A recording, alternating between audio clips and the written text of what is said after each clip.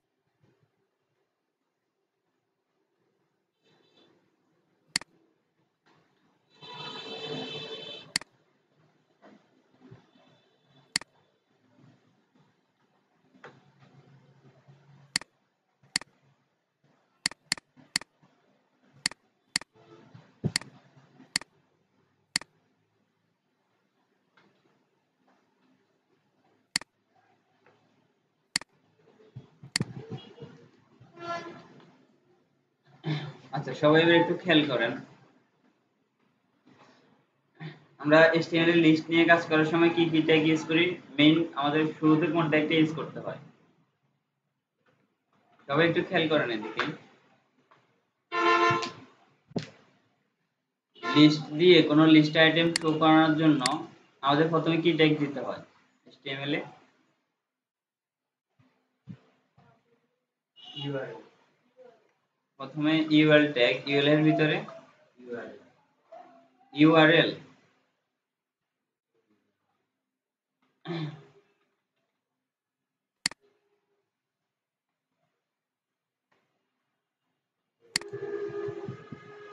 আমরা HTML এ এরকম list তৈরি করা শিখছি না? এটা একটা লিস্ট আইটেম, এটা একটা আইটেম, এটা একটা আইটেম। তো এগুলা যদি আমরা শো করে দিতে চাই তাহলে আমাদের প্রথম কি ট্যাগ দিতে হবে?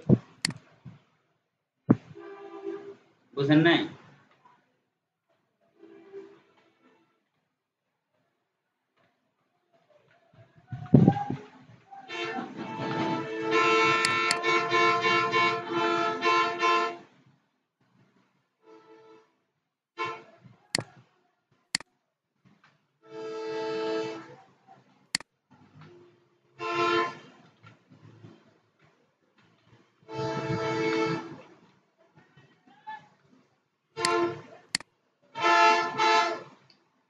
এখন বুঝতে পারছেন?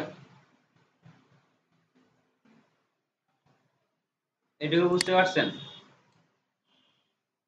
এখানে কি করছি বলেন? আপনি বাসায় প্র্যাকটিস করছেন এই ক্লাসগুলো? এভাবে করলে হবে না, বাসায় প্রচুর প্র্যাকটিস করতে হবে।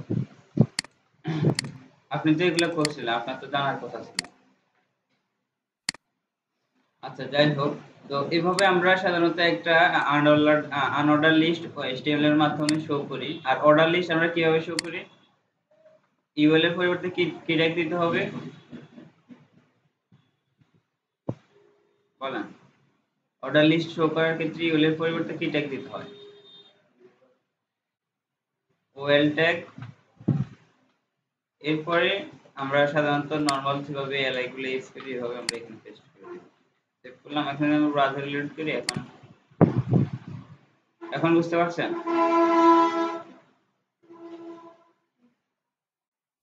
কি বুঝতে পারছেন বলেন? এগুলো তো আমরা HTML এ করছি না, তাহলে ভুলে যান কেন? আচ্ছা, যাই হোক, তো এখন আমরা এই লিস্টগুলোকে, আমরা যে লিস্ট আইটেমগুলো শো করছি এগুলোকে আমরা ডিজাইন করব। তো শুরুতে যদি আমরা একটু দেখি এই লিস্টগুলার এখানে কিন্তু আমরা কোনো মার্জিন দিই নাই এদিক থেকে, না? এদিক থেকে মার্জিন কোনো দিই নাই, কিন্তু এগুলা একটু মার্জিন শো করতেছে এই পাশে, না? তো প্রথমে আমরা এটা সরাই দিব। এটা সরাই দিতে হলে আমাদের যেটা করতে হবে, ইউএল ট্যাগকে ধরবো। ইউএল ট্যাগকে ধরে আমরা প্যাডিং 0 আর মার্জিন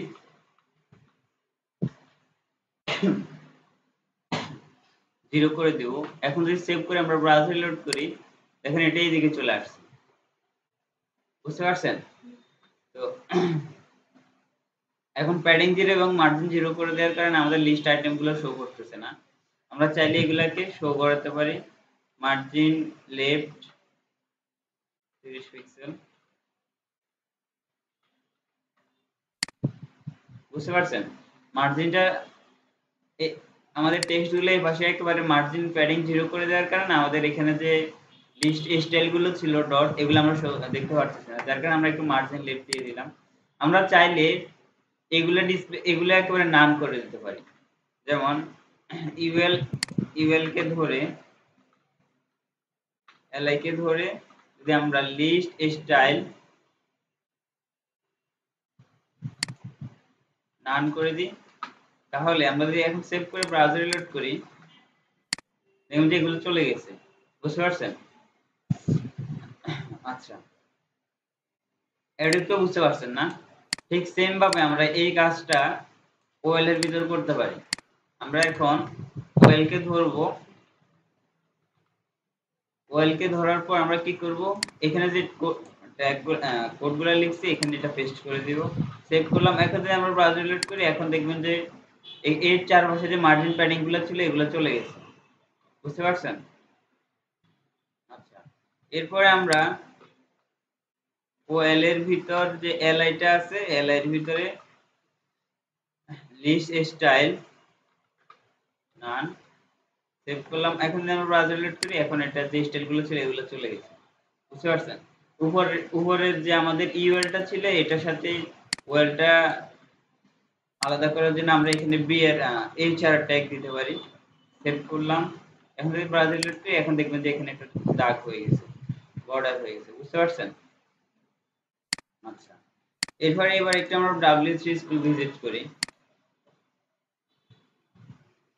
আমরা HTML করার সময় এখানে লিস্টে যে স্টাইলগুলো আছে এগুলো দেখছিলাম, না? মনে আছে আপনাদের? এখানে একটা এইচআর দিলাম, এখানে একটা ইউএল দিলাম। ইউএল এর ভিতরে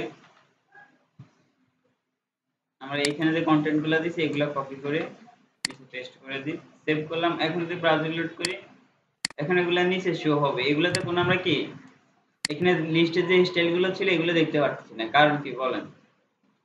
কারণ হচ্ছে আমরা সব ইউএল কে ধরে আর ইউএল এর ভিতরে এলআই কে ধরে আমরা এখানে লিস্ট স্টাইল নান করে দিচ্ছি। বুঝতে পারছেন? তো আমাদেরকে যেটা করতে হবে, আলাদা করার জন্য একটা কি দিতে হবে, ক্লাস দিতে হবে ul1। আমরা এখানে কি করব, ul1 আর হচ্ছে এটা কপি করব, এখানে পেস্ট করে দিব।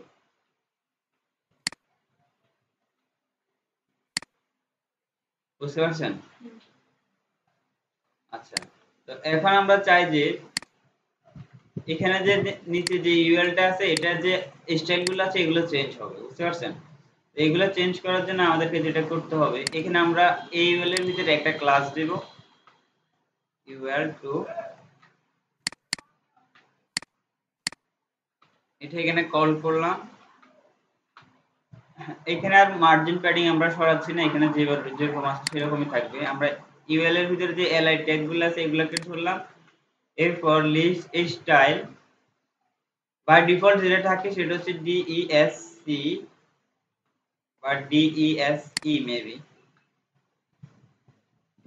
আচ্ছা আমরা এখান থেকে দেখি সার্কেল যদি আমরা দিই,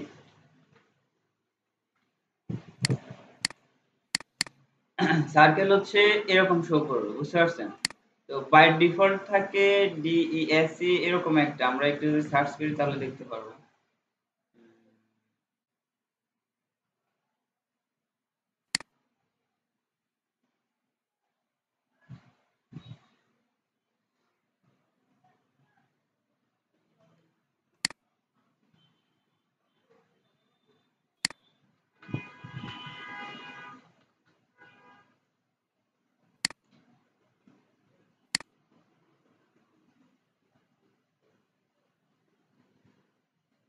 ডিআইএসসি, আমার স্পেলিং মিস্টেক ছিল। আমরা যদি ডিআইএসসি লিখি, সেভ করে এবং ব্রাউজারে লোড করে দেখবেন যে এখন আগে যেরকম ছিল এরকম চলে আসছে। এরপর যদি আমরা এখানে সার্কেল লিখি তাহলে আগের মতো আবার শো করবে। এটা ছাড়া আরো কয়েকটা ভ্যালু আমরা এখানে দেখতেছি, যেগুলো হচ্ছে কি স্কয়ার আমরা দেখছি, সার্কেল দেখছি। স্কয়ার যদি আমরা কপি করে এখানে পেস্ট করি দেখবেন যে কি এগুলা এরকম স্টাইল হয়ে গেছে, বুঝতে পারছেন? তো আমরা এটাকে কয়েকবার ডাবল ডুপ্লিকেট করি, এটাকে কমেন্ট আউট করে দিই, এখানে সার্কেল লিখি,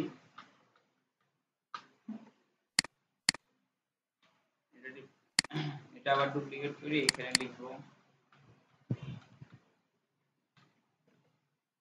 এরপর আরো কয়েকটা ভ্যালু আছে, আমরা যদি এখানে দেখি আপার রোমান,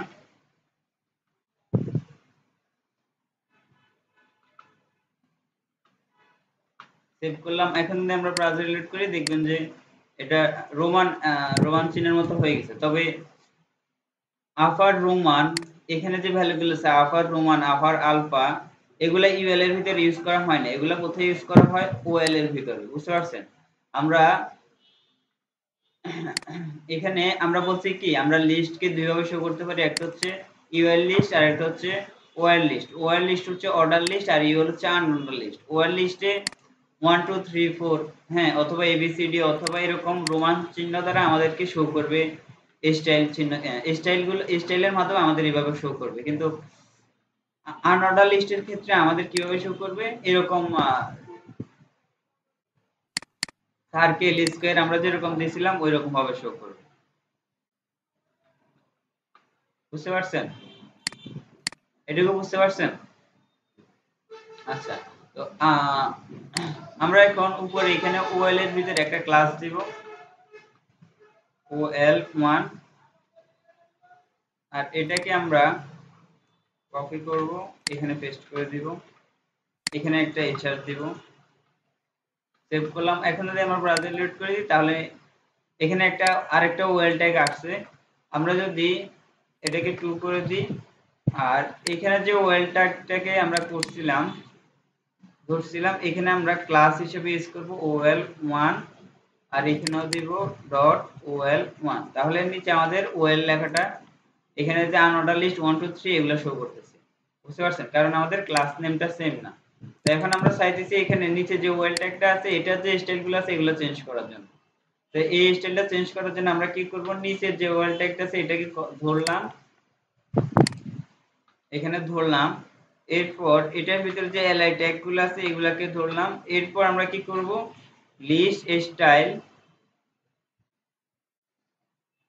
আপার আলফা যদি আমরা দিই, সেভ করলাম। এখন যদি ব্রাউজার লোড করি তাহলে এবিসিডি আকারে শো করতেছে। এখন যদি আমরা আপার রোমান আকারে দিই, এটা আমরা আগে দেখছিলাম কিভাবে শো করবে, এভাবে শো করতেছে রোমান চিহ্নের মাধ্যমে। এরপর আরো কয়েকটা ভ্যালু আছে, আমেরিকান ভ্যালু আছে, আমরা যদি সেভ করে ব্রাউজার লোড করি তাহলে এরকম সাইনের মাধ্যমে শো করতেছে। তো ম্যাক্সিমাম ইউজ করা হয়, ম্যাক্সিমাম ইউজ করা বলতে আমরা সাধারণত যে সময় লিস্ট নিয়ে কাজ করি তখন আনঅর্ডার লিস্ট মানে ইউএল নিয়ে কাজ করি। আমরা ওএল নিয়ে এত বেশি কাজ করার প্রয়োজন হয় না, বুঝতে পারছেন? তো এখানে একটা আছে আপার আলফা এবিসিডি, বাই ডিফল্ট থেকে আপার, বাই ডিফল্ট কি থাকে বলেন?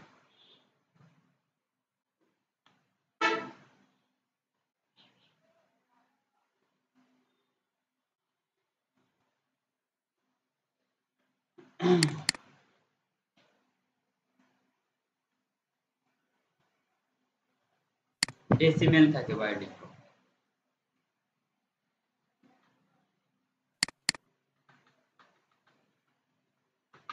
সেভ করলাম। এখন যদি ব্রাউজার রিলোড করি এখানে বাই ডিফল্ট যে 1 2 3 ছিল এগুলো চলে আসছে।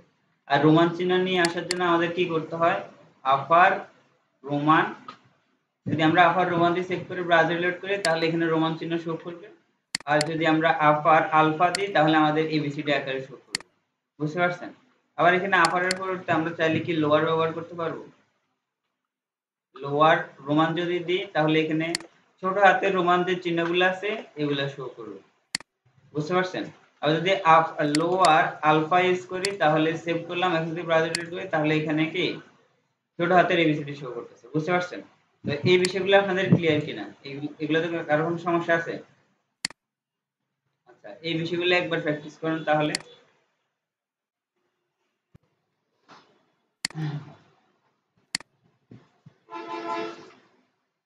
আচ্ছা, সবাই এবার একটু খেয়াল করেন।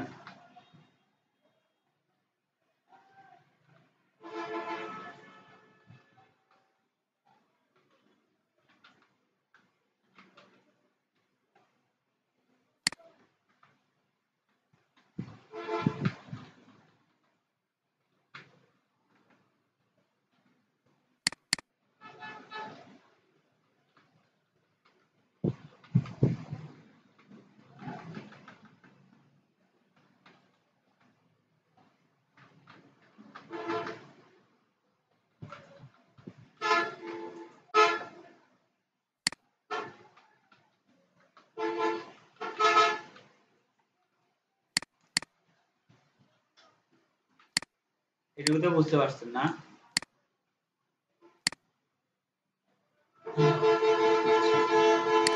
এখন আমরা কি করব, এখানে নেমস নামে ক্লাসটাকে ধরবো। এরপর নেমস নামে ক্লাসের যে ইউএলটা আছে ইউএল এর ভিতরে যে এলআই গুলো আছে এগুলার আপাতত আমরা আউটপুটটা দেখি আমাদের আউটপুটে কি শো হচ্ছে। আমাদের আউটপুটে এগুলো এরকম ভাবে শো হচ্ছে না। তো আমরা কি করব, এগুলা এগুলা একটু যদি ভালোভাবে খেয়াল করেন এখানে প্রতিটা লিস্ট আইটেম, এটা একটা লিস্ট আইটেম, এটা একটা লিস্ট আইটেম, এটা একটা লিস্ট আইটেম, এটা একটা লিস্ট আইটেম না, প্রতিটা লিস্ট আইটেম কিন্তু ডিসপ্লে ব্লক অবস্থায় আছে, বুঝতে পারছেন? তো আমরা এখানে দিব ডিসপ্লে ইনলাইন ব্লক,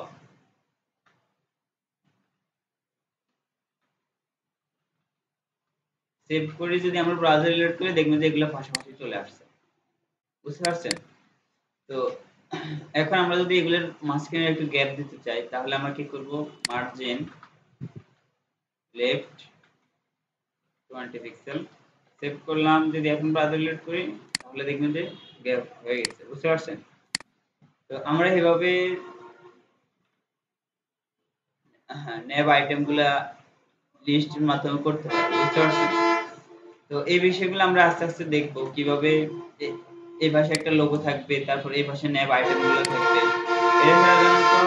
এটা সাধারণত আমরা লিস্টের মাধ্যমে তৈরি করে থাকি, বুঝতে পারছেন? যখন আমরা ইউএল ট্যাগ এবং ইএল ট্যাগের ভিতরে এভাবে home, about, service, blog, contact, list আইটেমগুলো দেই, এরপর এগুলাকে প্রতিটাকে যদি আমরা ডিসপ্লে ব্লকের পরিবর্তে ডিসপ্লে ইনলাইন ব্লক দিই এবং মার্জিন দিই তাহলে এগুলো এভাবে পাশাপাশি চলে আসবে এবং একটু গ্যাপ হয়ে যাবে, বুঝতে পারছেন? তো এটাও প্র্যাকটিস করে নেন। এরপরে যে বিষয়টা হচ্ছে টেবিল। তো টেবিল ইউজ করার জন্য আমাদের প্রথমে কোন ট্যাগটা ইউজ করতে হয় জোরে বলেন? টেবিল ইউজ করার জন্য আমাদের টেবিল ট্যাগ ইউজ করতে হয়। টেবিলের ভিতরে কি হয়, দুইটা ভাগ থাকে, একটা হচ্ছে টি হেড, হ্যাঁ টি হেড একটা ভাগ থাকে, আর একটা ভাগ থাকে টি বডি। বুঝতে পারছেন? তো টি হেডের ভিতরে আমাদের কি হয়, টি প্রথমে একটা টি আর হবে, টি আর এর ভিতরে টি এইচ, টি এইচ এর ভিতরে আমরা দিতে চাই যে নেম,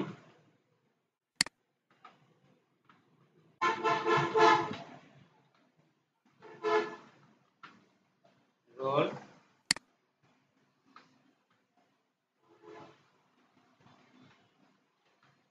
এজ।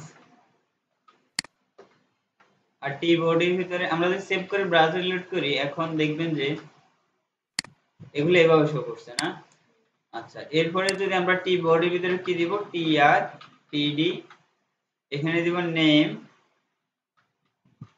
আমার নামটাই দিলাম প্রথমে রোল টিডি,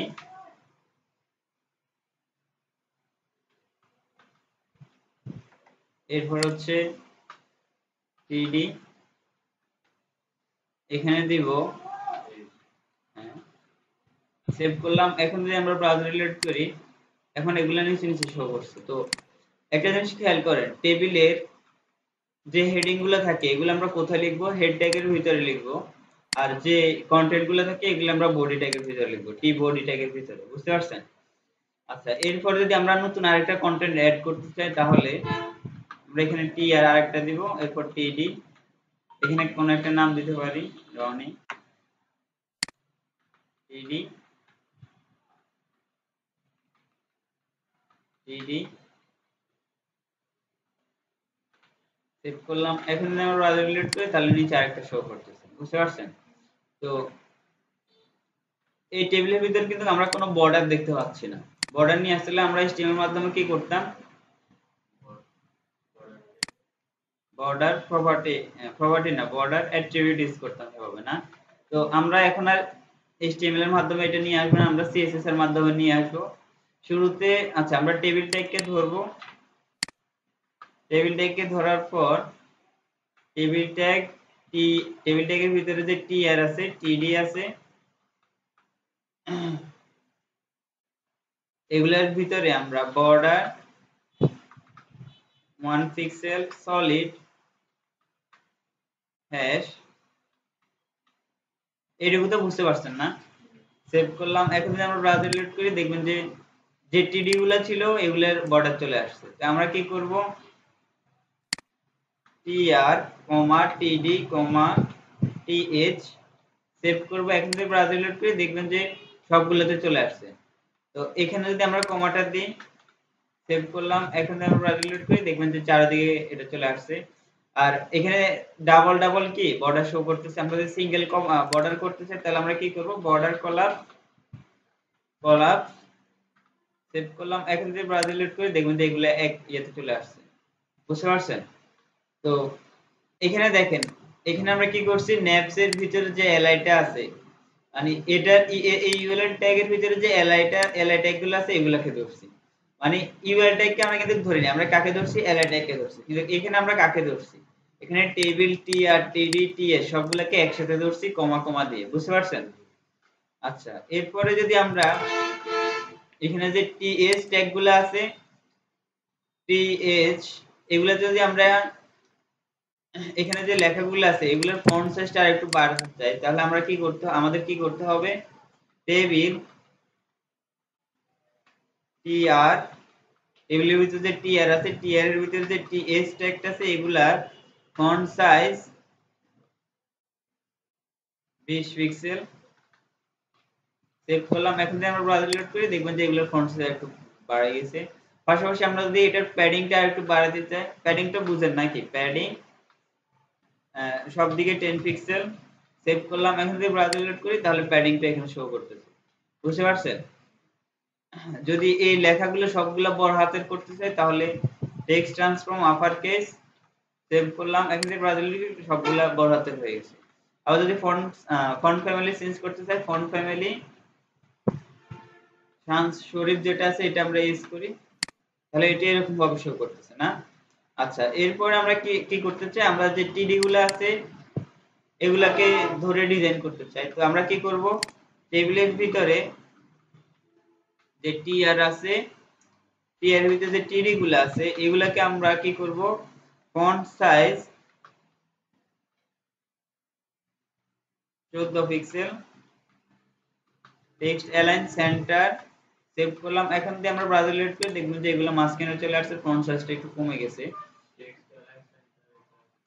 আচ্ছা, এই জিনিসটা আমরা আগে করছিলাম সিএসএস এ। এখন দেখেন এগুলো লেফট আছে না, আমরা যখন টেক্সট এলাইন সেন্টার সেন্টার প্রপার্টিটা ইউজ করতেছি তখন এটা মাঝখানে চলে আসছে। এই বিষয়টা আমরা করছিলাম আরো আগে, আমরা যদি স্ক্রল করি টেক্সট অ্যালাইনমেন্টে আমরা এই বিষয়টা করছিলাম, বুঝতে পারছেন? আচ্ছা, এরপরে আমরা চাই যে এটার কালারটা একটু ডিফারেন্ট হবে, তো আমরা কালারটা ইউজ করব, কালার হ্যাশ, এই কালারটা দিলাম, সেভ করলাম। এখন যদি আমরা ব্রাউজার লোড করি দেখুন যে কালারটা চেঞ্জ হয়ে গেছে, তবে আমরা আরেকটু গাঢ় কালার রাখতে চাইতেছি, এর জন্য আমরা অন্য আরেকটা কালার দিব 999, সেভ করলাম। এইভাবেই থাকুক। আর হচ্ছে ফন্ট ফ্যামিলি শান্ত শরীফ, আর হচ্ছে টেক্সট ট্রান্সফর্ম ক্যাপিটালাইজ, সেভ করলাম। এখন যদি আমরা ব্রাউজার লোড করি তাহলে এটা হবে শো করতেছে, বুঝতে পারছেন? আচ্ছা, তো এভাবে আমরা আরো কয়েকটা টিআর নিয়ে আসি, এখানে সেভ করলাম, এভাবে আসতেছে না? তো একটু ভালোভাবে খেয়াল করেন, এখানে আমাদের যে টিআর গুলো আছে, এটা একটা টিআর, এটা একটা টিআর, এটা একটা টিআর। তো আমরা এরকম চাই যে এটাতে একটা কালার হবে, এটাতে কালার থাকবে না, এটাতে একটা কালার হবে আবার এটাতে থাকবে না, এটাতে আবার সেম কালারটা হবে। তা আমরা কি করব, টেবিলের ভিতরে একটা ক্লাস অ্যাড করে দিব,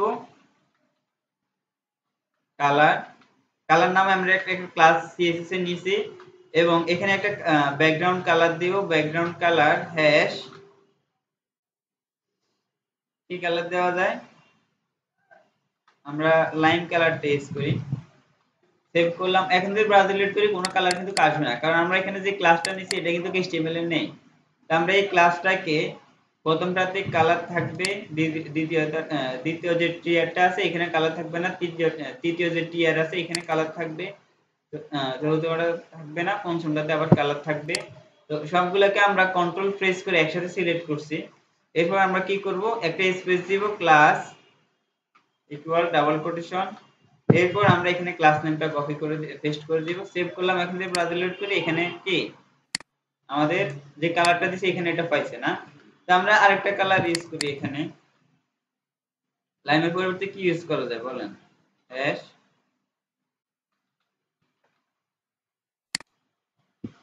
এভাবে থাকুক, বুঝতে পারছেন? তো এখানে যদি আপনারা আরেকটা ক্লাস চান তাহলে এখানে নতুন ভাবে আরেকটা ক্লাস ডিক্লেয়ার করবেন আর এগুলো এখানে কল করে দিবেন, বুঝতে পারছেন? তো এইটুকুতে কারো কোনো সমস্যা আছে? আপনার সমস্যা আছে? আচ্ছা, তাহলে এইটুকু প্র্যাকটিস করেন।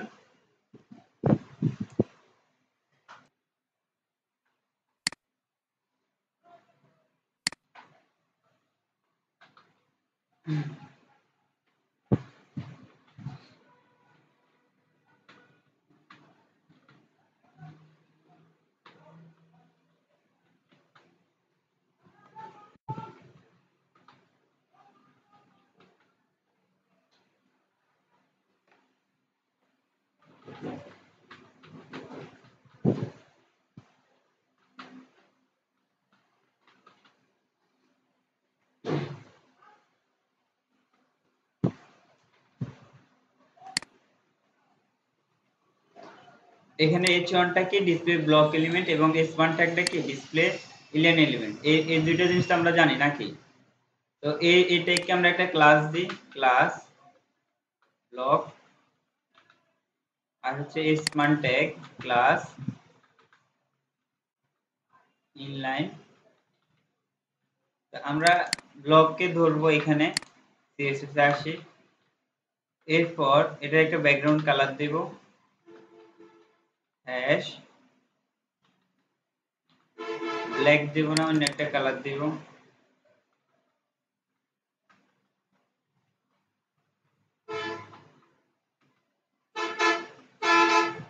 তারপর আমরা ইনলাইন যে ক্লাসটা এখানে দিয়েছি এটাকে কপি করি, এখানে পেস্ট করলাম। এরপর ব্যাকগ্রাউন্ড কালার হ্যাশ সেভ করে আমরা যদি ব্রাউজার রিলোড করি দেখবেন যে এগুলোর নিচে কি ব্যাকগ্রাউন্ড কালারটা চলে আসছে। তো একটু খেয়াল করে দেখবেন যে এটার ব্যাকগ্রাউন্ড কালার পুরোটা আসছে, আর এটার ব্যাকগ্রাউন্ড কালার শুধু টেক্সট যে যতটুকু আছে ততটুকু আসছে। এর কারণ হচ্ছে এটা ডিসপ্লে ব্লক এলিমেন্ট আর এটা হচ্ছে ডিসপ্লে ইনলাইন এলিমেন্ট। তো আমরা সিএসএস এর মাধ্যমে কোন একটা HTML ট্যাগের ডিসপ্লে যদি ব্লক থাকে এটা আমরা ডিসপ্লে ইনলাইন করতে পারবো, আবার যদি এটা ডিসপ্লে ইনলাইনে থাকে এটা ডিসপ্লে ব্লক করতে পারবো। বুঝতে পারছেন? তো যেমন আমরা এখানে যে H1 টা দিছি এটা কি অবস্থায় আছে? ডিসপ্লে ব্লক অবস্থায় আছে। তো আমরা যদি এখানে ডিসপ্লে প্রপার্টিটা ইউজ করি আর ডিসপ্লের ভিতরে যে আমরা ইনলাইন লিখে দিই ভ্যালু হিসেবে সেভ করলাম, এখন যদি সেভ করে ব্রাউজার রিলোড করি দেখবেন যে এটা কি ডিসপ্লে ইনলাইন হয়ে গেছে। বুঝতে পারছেন? আবার এখানে যে স্প্যান ট্যাগটা আছে এটা যে ডিসপ্লে ইনলাইন ট্যাগ, তো এটা যদি আমরা ডিসপ্লে ব্লক প্রপার্টিটা ইউজ করি তাহলে এটা ডিসপ্লে ব্লক হয়ে গেছে। বুঝতে পারছেন? তো আমরা চাইলে কোনো একটা ট্যাগকে ডিসপ্লে ইনলাইন করতে পারবো এবং ব্লক করতে পারবো। যদি কোনো ট্যাগ ডিসপ্লে ব্লক থাকে আমরা চাইলে এটাকে ডিসপ্লে ইনলাইন করতে পারবো, আবার কোনো ট্যাগ যদি ডিসপ্লে ইনলাইন থাকে এগুলোকে আমরা ডিসপ্লে ব্লক করতে পারবো। কিসের মাধ্যমে? ডিসপ্লে প্রপার্টির মাধ্যমে। বুঝতে পারছেন? তো আমরা কি কি জিনিস শিখছি, একটা হচ্ছে ডিসপ্লে ইনলাইন আর একটা হচ্ছে ডিসপ্লে ব্লক। তবে ডিসপ্লে যে প্রপার্টিটা আছে এটার আরেকটা ভ্যালু আছে, সেটা হচ্ছে কি ডিসপ্লে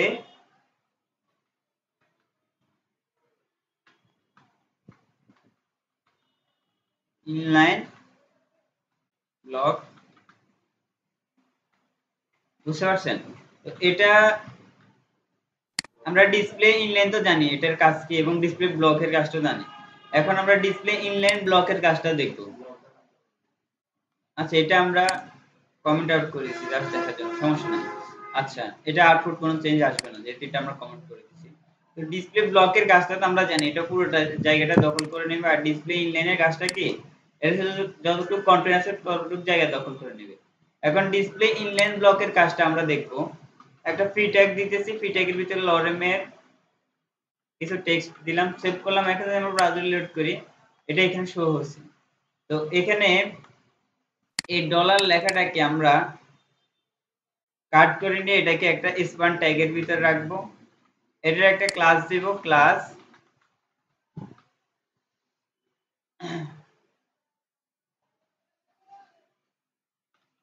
demo1।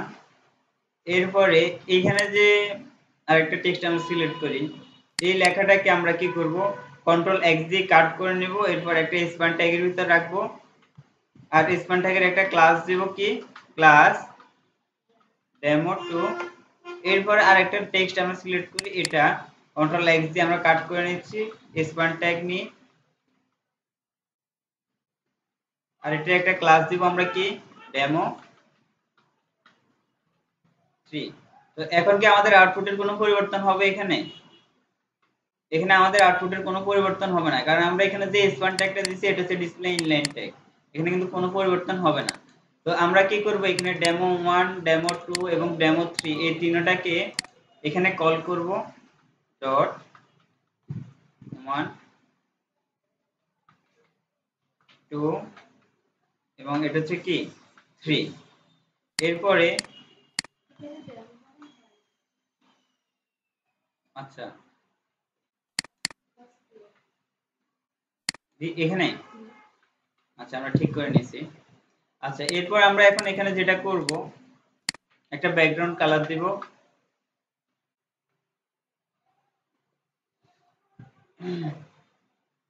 এখানে লাইন কালার টেক্সট করা যায়।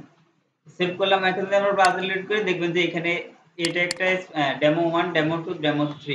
তো demo1 এর ভিতরে আমরা দেব কি ডিসপ্লে ব্লক। ডিসপ্লে ব্লক দিলে এখন এখানে কি হবে বলেন? ডেমো এটা নিচে চলে আসবে, হ্যাঁ এটা ব্লক হয়ে যাবে, এটা নিচে পুরো জায়গাটা দখল করে নেবে। বুঝতে পারছেন? এরপর যদি আমরা এখানে ডিসপ্লে ইনলাইন ব্লক দিই,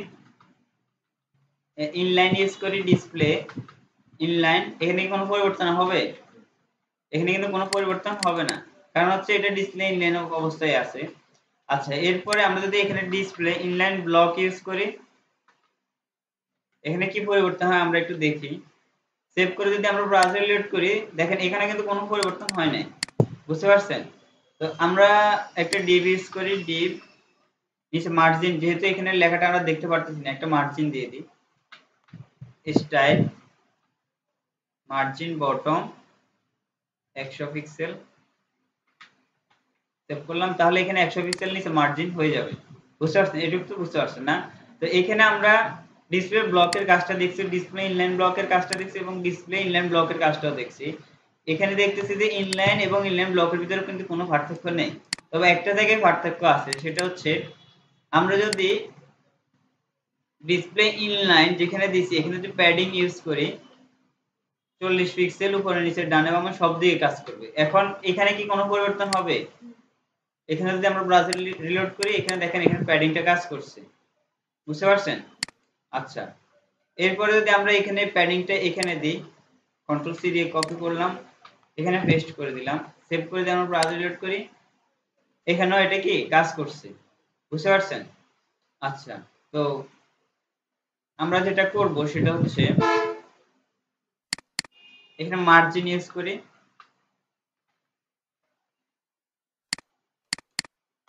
আর এখানে মার্জিনটা ইউজ করি,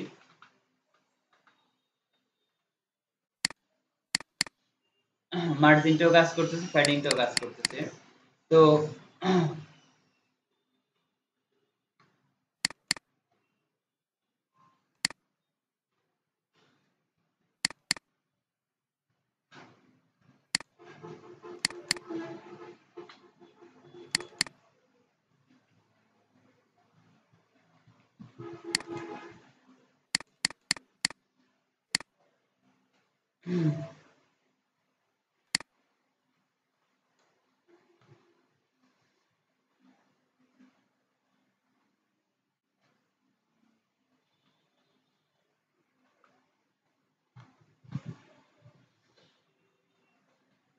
প্যাডিং 40 পিক্সেল,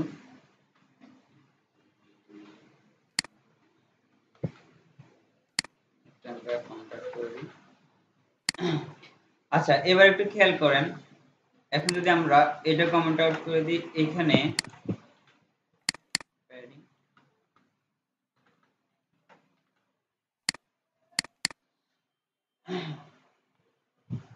আচ্ছা এখানে একটু খেয়াল করেন, যখন আমরা এখানে ডিসপ্লে ইনলাইন ব্লকের ভিতর যখন প্যাডিং 40 পিক্সেল দিতেছি, তখন এটা কিন্তু এই যে লাইনটা আছে, যে ডিসপ্লে ব্লক আছে, এটার নিচ থেকে শুরু হয়েছে, বুঝতে পারছেন? এটার নিচ থেকে শুরু হয়েছে, কিন্তু আমরা যখন এটা কমেন্ট আউট করে দিই, ডিসপ্লে ইনলাইনের ভিতরে যে প্যাডিংটা দিছি, এটা কি হচ্ছে, এটা এটার উপরে চলে আসতেছে, বুঝতে পারছেন? বুঝতে পারছেন?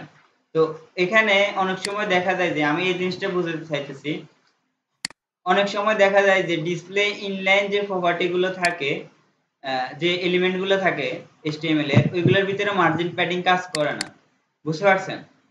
তখন আমাদের কি করতে হয়, ওই ট্যাগটাকে ধরে আমাদের ডিসপ্লে ইনলাইন ব্লক করে দিতে হয়, তারপর আমাদের ওখানে মার্জিন প্যাডিং কাজ করে। আপাতত এইটুকু মনে রাখেন, যখন আমরা প্রজেক্ট করব তখন এই জিনিসটা আমরা প্র্যাকটিক্যালি দেখব, বুঝতে পারছেন? অনেক সময় আমাদের প্রজেক্টে এই ট্যাগ ইউজ করি আমরা, কি লিংকের ক্ষেত্রে, তো এই ট্যাগের ভিতরে আমাদের মার্জিন প্যাডিং দেওয়ার প্রয়োজন হয় অনেক সময়। তো অনেক সময় দেখা যায় যে ওইখানে মার্জিন প্যাডিং কাজ করে না, বুঝতে পারছেন? তো তখন আমাদের ওইখানে ডিসপ্লে ইনলাইন ব্লক করে দিতে হয়। তো ডিসপ্লে ইনলাইন ব্লক করে দিলে ওইখানে আমরা মার্জিন প্যাডিং ইউজ করতে হয়, বুঝতে পারছেন? আপাতত এইটুকু জেনে রাখেন যে অনেক সময় ডিসপ্লে ইনলাইনের ভিতরে মার্জিন প্যাডিং কাজ করে না, কিন্তু ডিসপ্লে ব্লকের ইনলাইন ব্লকের ভিতরে মার্জিন প্যাডিং কাজ করে, বুঝতে পারছেন? আর ডিসপ্লে ব্লকের ভিতরে মার্জিন প্যাডিং অলওয়েজ কাজ করে, আর এটা আলাদা বৈশিষ্ট্য হচ্ছে কি, এটা পুরো জায়গাটা কি দখল করে নেয়, বুঝতে পারছেন? আচ্ছা, এরপরে আমরা যে জিনিসটা দেখব সেটা হচ্ছে জেড ইনডেক্স। তো জেড ইনডেক্স বিষয়টা হচ্ছে, জেড ইনডেক্স বিষয়টা দেখার জন্য আমরা এখানে একটা ডিভ ট্যাগ দিব, আর একটা ডিভ ট্যাগ দিব। আচ্ছা, জেড ইনডেক্স বিষয়টা আমরা একটু পরে দেখব, এর আগে আমরা একটা জিনিস দেখব, সেটা হচ্ছে পজিশন, সিএসএস পজিশন। শুরুতে জেনে রাখি আমাদের সিএসএস পজিশন যে প্রপার্টিটা আছে, এটার ভ্যালু হচ্ছে দুইটা, একটা হচ্ছে অ্যাবসলিউট আর একটা হচ্ছে রিলেটিভ। তো আমরা যদি একটা ডিভ ট্যাগ দিই এবং ডিভ ট্যাগের ভিতরে একটা ক্লাস দিই, div 1 সেভ করলাম। এরপর যদি এটাকে আমরা এখানে আসি কল করে দিই 1 সেভ করলাম। এরপর এটা একটা উইডথ ইউজ করি 200 পিক্সেল আর হাইট 200 পিক্সেল আর হচ্ছে একটা ব্যাকগ্রাউন্ড কালার দিই গ্রিন সেভ করলাম। এখন যদি আমরা ব্রাউজার রিলোড করি এখন দেখেন যে আমাদের গ্রিন যে বক্সটা আমরা নিয়েছি এটা এখানে শো করছে। তো এখন আমরা চাই যে আমাদের এই বক্সটা এখানে থাকবে না, এই বক্সটা থাকবে এখানে, বুঝতে পারছেন? তো এই জন্য আমাদের যে প্রপার্টিটা ইউজ করা লাগবে সেটা হচ্ছে ডিসপ্লে না পজিশন অ্যাবসলিউট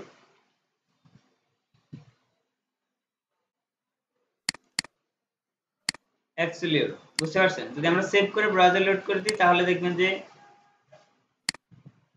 আচ্ছা সেভ করলাম। এখন ব্রাউজার লোড করতেছে, এটা উপরে চলে যাওয়ার কথা ছিল, এটা আসে নাই।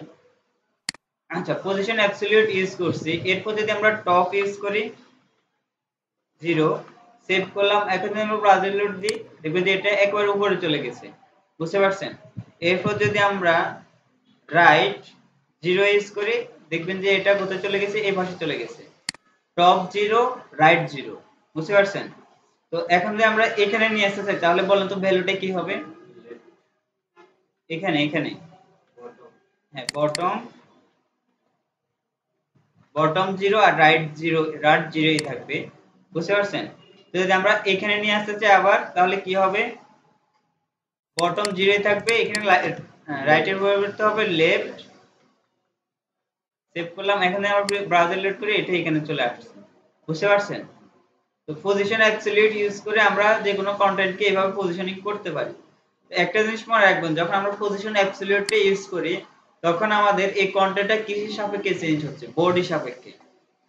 ধরেন আমরা যখন টপ 0 দিছি এবং লেফট 0 দিছি এটা এখানে চলে আসছে। যখন আমরা টপ 0 দিব এবং যখন আমরা বটম 0 এবং লেফট 0 দিচ্ছি এখানে নিচে এবং লেফটে এই পাশে চলে আসছে। এবং যখন আমরা টপ 0 এবং লেফট 0 দিব তখন এটা এখানে চলে আসছে। তো আমাদের বডি যে সাইজটা এটা কিন্তু পুরোটা এখান থেকে এখান পর্যন্ত এবং পুরো জায়গাটা এখানে, তো বডি সাপেক্ষে আমাদের এটা চেঞ্জ হচ্ছে, বুঝতে পারছেন? তো যখন আমরা পজিশন রিলেটিভ ইউজ করব তখন আর এটা বডি সাপেক্ষে চেঞ্জ হবে না, এটা কন্টেন্টের সাপেক্ষে চেঞ্জ হবে। যেমন আমরা এই ডিভের ভিতরে আরেকটা ডিভ রাখতেছি, এটা একটা ক্লাস দেব div 2 সেভ করলাম। এখন যদি আমরা এই ডিভকে কল করি এটার উইডথ দিব 50 পিক্সেল আর হাইট দিব 50 পিক্সেল আর ব্যাকগ্রাউন্ড কালার রেড আর বর্ডার রেডিয়াস 50%। সেভ দিলাম। এখন আমরা ব্রাউজার লোড করি, এখানে দেখেন যে এই রেড যে বিন্দুটা আছে যেহেতু আমরা এই ডিভের ভিতরে নিছি, হ্যাঁ এই ডিভ 1 এর ভিতরে এই ডিভ 2 টা নিছি এইজন্য এটা এটার ভিতরে চলে আসছে। এটুকু তো বুঝতে পারছেন না? আচ্ছা এখন যদি আমরা এখানে অ্যাবসলিউটের পরিবর্তে রিলেটিভ দিই, এই ডিভ 1 কে কি দিলাম? Position relative. সেভ করলাম। এখন যদি ব্রাউজার লোড করি এটা নিচে চলে আসবে কারণ আমরা অ্যাবসলিউটটা উঠাই দিছি, বুঝতে পারছেন? তো এটা আমাদের আর পরিবর্তন দরকার হবে না যেহেতু আমরা এখানে রিলেটিভ দিছি। তো আমাদের এখানে রিলেটিভ কোনটা আছে? গ্রিন যে বক্সটা আছে এটা পজিশন রিলেটিভ আছে। এখন আমরা কোথায় কাজ করব? রেড নিয়ে কাজ করব। এখানে আমরা কি করব? পজিশন অ্যাবসলিউট রাইট 0 এবং বটম 0। এখন বলেন তো রেড যে এরিয়াটা আছে এটা কি রাইট 0 এবং বটম 0 দেওয়ার ফলে এটা কি এখানে চলে আসবে না এখানে চলে আসবে? এখানে রাইট ইউজ করছি এবং বটম 0 ইউজ করছি, এটা কি এখানে চলে আসবে না এখানে? এখানে হ্যাঁ, এটা বক্সের কর্নারে আসবে কারণ হচ্ছে আমরা এখানে পজিশন রিলেটিভ ইউজ করছি। যদি আমরা এখানে পজিশন রিলেটিভ না ইউজ করতাম এটা কোথায় আসতো? এটা এখানে আসতো, বুঝতে পারছেন? তো যখন আমরা পজিশন রিলেটিভ ইউজ করব তখন মনে রাখবেন এটা রিলেটিভের সাপেক্ষে, যেটার ভিতরে আমরা পজিশন রিলেটিভ ইউজ করছি ওটার সাপেক্ষে চেঞ্জ হবে।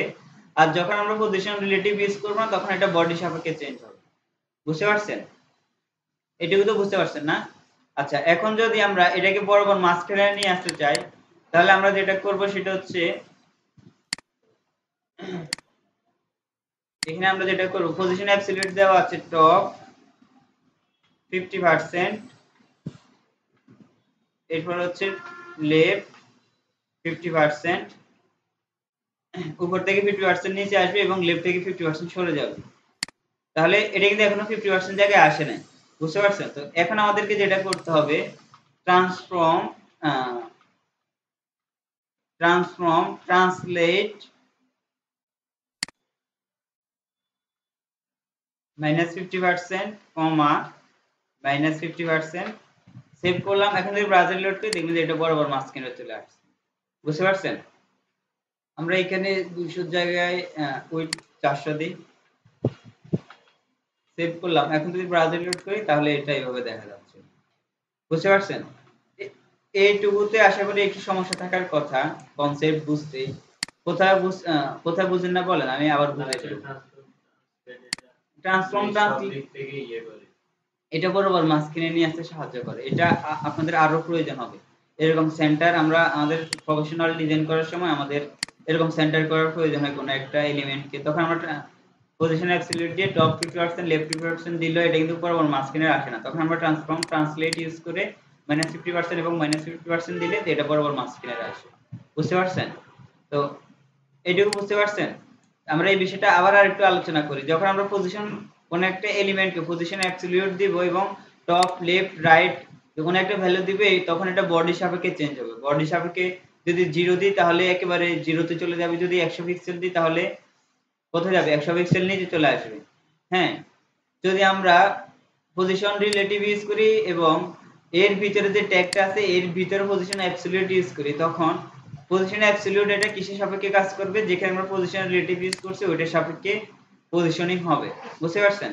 আর এটাকে বরাবর মাঝখানে নিয়ে আসার জন্য আমরা উপর থেকে 50% এবং লেফট সাইড থেকে 50% এবং ট্রান্সফর্ম ট্রান্সলেট -50% -50% যদি দিই তাহলে এটা উপর বরাবর মাঝখানে চলে আসবে। বুঝতে পারছেন? আচ্ছা, এই বিষয়টা আমরা আরো পরেও দেখব। তো এটুকু তো ক্লিয়ার না? আচ্ছা, এরপরে হচ্ছে আমাদের জেড ইনডেক্স। এখন একটু খেয়াল করেন, আমরা এখানে আরেকটা ডিভ নিব।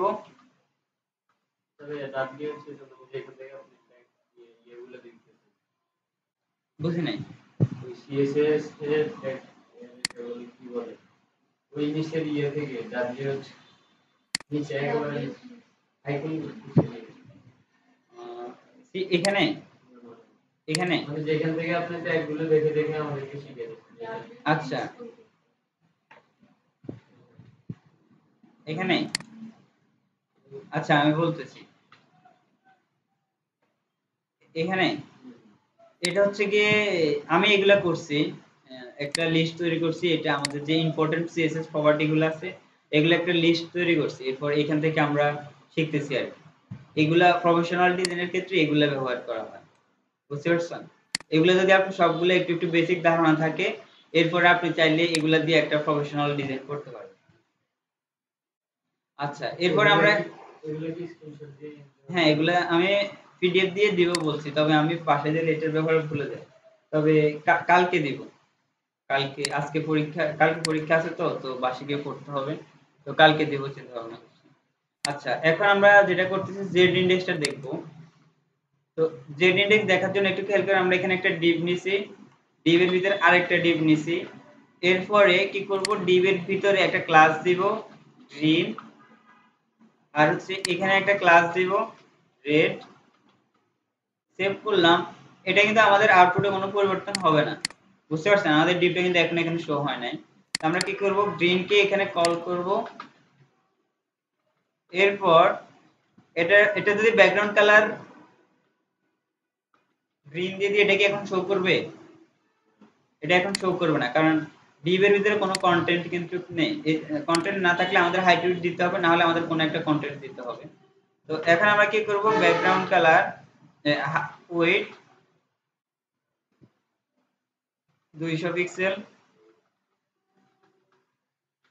আর হাইট 200 পিক্সেল দিলাম। এখন যদি আমরা ব্রাউজার লোড করি তাহলে আমাদের কি ডিপটা এখানে দেখতে পারতেছি। যেহেতু এটা এটার সাথে লাগানো অবস্থা আছে, আমরা যদি মার্জিন টপ ইউজ করি 50 পিক্সেল, তাহলে এটা কি উপর থেকে 50 পিক্সেল সরে আসবে। এরপরে দেখেন আমরা এখন গ্রিনের ভিতর রেড যে ট্যাগটা নিছি, ডিপটা নিছি, এটা এখন আমরা কাজ করব। এখানে যে কোডগুলা দিছি আমরা কি করব, কপি করব, এখানে এসে পেস্ট করে দিব। এরপর এখানে দিব রেড, এটুকু বুঝতে পারছেন? আচ্ছা, এখানে 200 পিক্সেলের জায়গায় প্রথমে আমরা 100 পিক্সেল ইউজ করি। তো এখন আমাদের যে রেড যে ডিপটা আছে, এটা ডিপের ভিতরে শো করবে না বাইরে শো করবে? এখানে হ্যাঁ, ডিপের ভিতরে শো করবে। ডিপ ভিতরে শো করছে না? আচ্ছা, এখন আমরা কি করব, এখানে যে 100 পিক্সেল ইউজ করছি, 100 পিক্সেলের পরিবর্তে আমরা 200 পিক্সেল ইউজ করি। সেভ করলাম, এখন ব্রাউজার লোড করি। এখন দেখেন আমাদের রেড এর যে বক্সটা নিচে আমরা এটা উপরে চলে আসছে এবং গ্রিন এরটা নিচে চলে আসছে। গ্রিন এরটা কিন্তু ডিসপ্লে নান হয় নাই, মানে এটা কিন্তু চলে যায় নাই, বুঝতে পারছেন? এটা কিন্তু আছে, কিন্তু এটার ভিতরে চলে গেছে, বুঝতে পারছেন? তো আমরা চাই এখানে গ্রিন এরটা উপরে শো করবে এবং রেড এরটা ভিতরে শো করবে। এটার জন্য আমরা কি করব, গ্রিন এর ভিতরে জেড ইন্ডেক্স 1 দেব। সেভ করলাম। এখন যদি আমরা ব্রাউজার লোড করি, আচ্ছা এটা এখনো আসে নাই। এখানে আমরা যেটা করতে পারি, রেড এর ভিতরে আমরা জেড ইন্ডেক্স দিব, এখানে দিব -1। সেভ করলাম, ব্রাউজার লোড করলে, আচ্ছা এটা এখনো শো করা নাই। আমরা যেটা করতে পারি,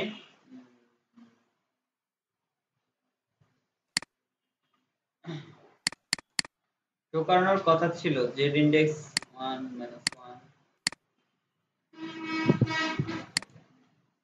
যদি 11 ইউজ করি।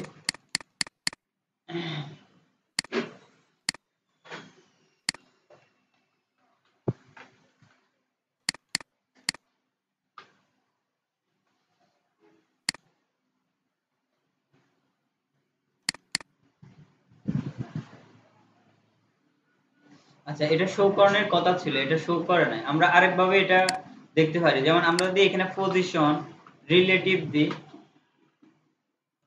আর এখানে পজিশন অ্যাবসলিউট ইউজ করি, পজিশন অ্যাবসলিউট